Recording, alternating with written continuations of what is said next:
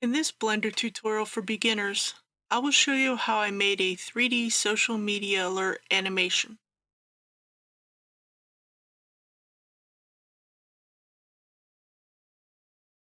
I will be using the Instagram logo for this tutorial, entirely made within Blender.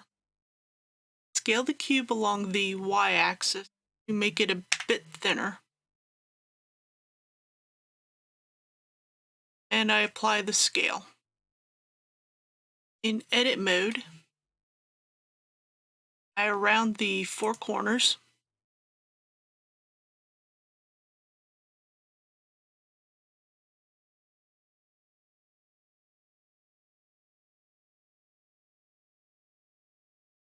I duplicate the front face to make the outer part of the logo's camera.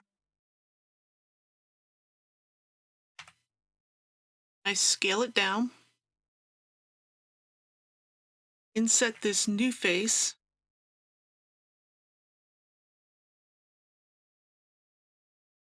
Delete the inside face. Then extrude the faces along the Y-axis. Give it a little bit of depth.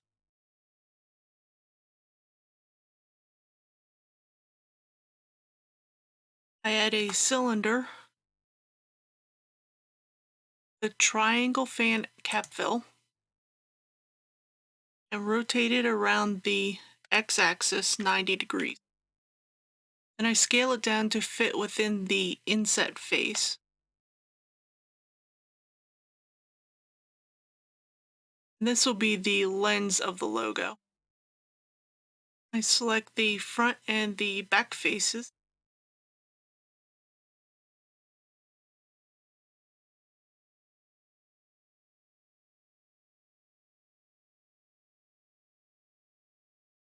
I inset them. And then delete the inside faces. Select the inner edge loops. Right-click, bridge the edge loop. Then I duplicate and scale down the cylinder, the flash part of the logo.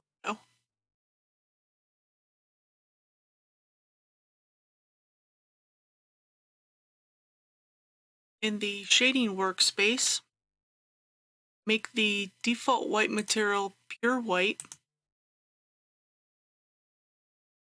a roughness of 1. I add a second material, and this will be used to make the Instagram gradient for the logo. And I assign this material to the logo base.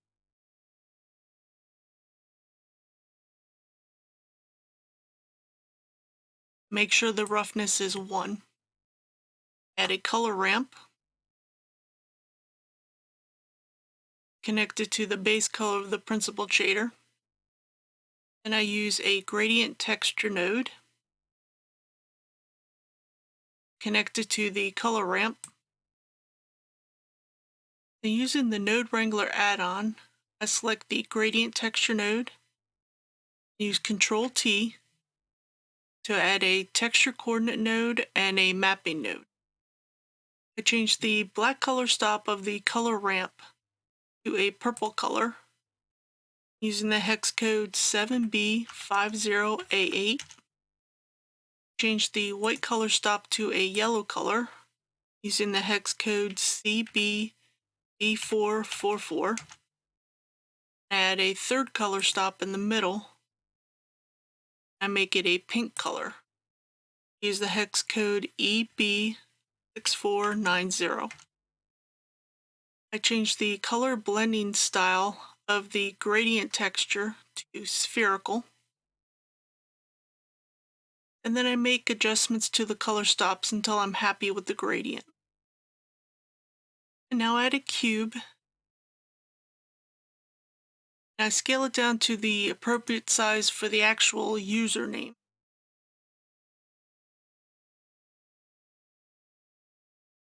I add a material to the cube using the same purple as the logo.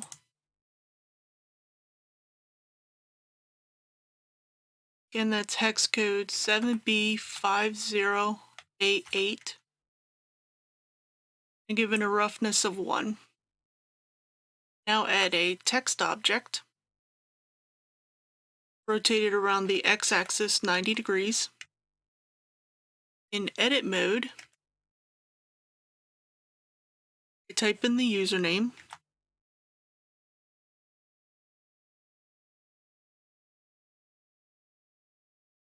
In object mode, under the data object properties, choose a font. Under the geometry panel, I give the text a small amount of extrusion and a small amount of bevel depth. Then I right-click and convert the curve to a mesh and align it to the cube. Give the text a material, pure white, the roughness of 1. Join the cube in the text. Rename it in the outliner. I'll be using an HDR for lighting. So I delete the default light. Under the shading workspace, I open up the world node tree and add an environment texture.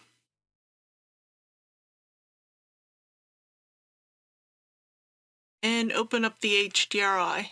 The link is in the description. Under the Render Properties tab, under the Film panel, I turn on Transparent. This will allow the HDRI to light the scene without actually being visible. Under the Animation workspace, I clear the camera's rotation with Alt-R and the location with Alt-G. Then I rotate the camera around the x-axis 90 degrees and move it back along the y-axis. Under the Camera Properties tab, I choose the orthographic type. Under the Output Properties tab, I change the camera resolution so it fits the height of the logo.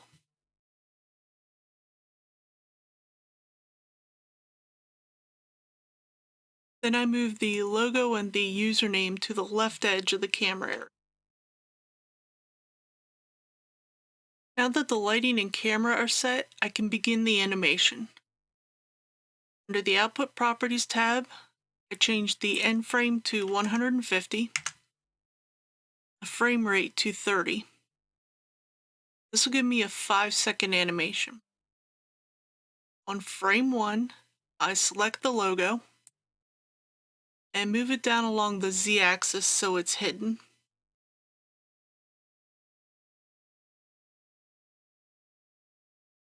And I add a keyframe for location, rotation, and scale. On frame 45, move the logo back in place and rotate it around the Z-axis 360 degrees. Then add a keyframe for location, rotation, and scale. Copy the keyframes from frame 45, frame 90, and the keyframes from frame 1, frame 135. I move the username back along the y-axis so it won't actually move through the logo. On frame 1, select the username and move it along the x-axis so it is hidden. And add a keyframe for location. Copy the keyframes from frame 1 onto frame 45, frame 60, move the username back into place,